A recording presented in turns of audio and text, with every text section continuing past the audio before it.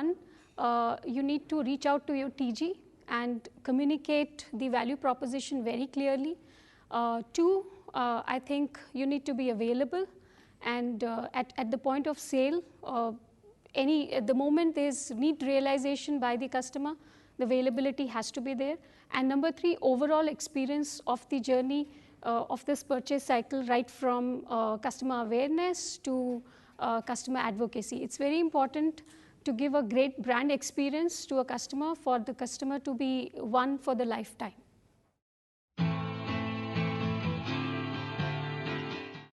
It's very difficult to suggest one way, but if you ask me to speak about just single way, it's communication. And I think communicate effectively, communicate transparently, the goals which are there to be achieved, the goals to be broken down into smaller milestones. And it's very important to communicate the strategy of the organization, especially the execution strategy, because the sales team is the execution team and they need to know what they are running for.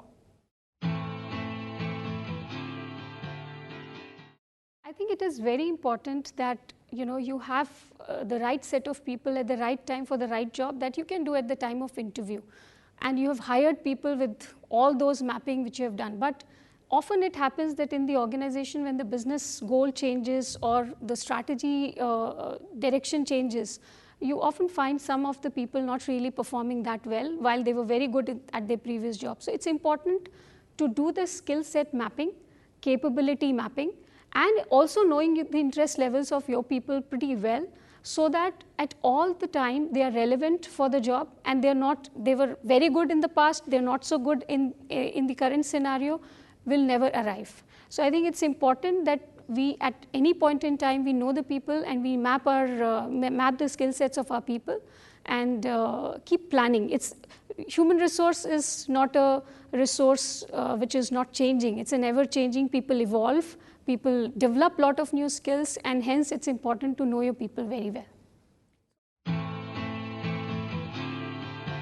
I think it's important, everything right from the beginning, right from your policy in the organization should be in line with brand ethos or philosophy. It shouldn't happen that you're talking about, like, for example, Eureka Forbes is, we are a friend for life. Okay, so that has to reflect in your policy, that has to reflect the way you are approaching people, the way you are grooming people.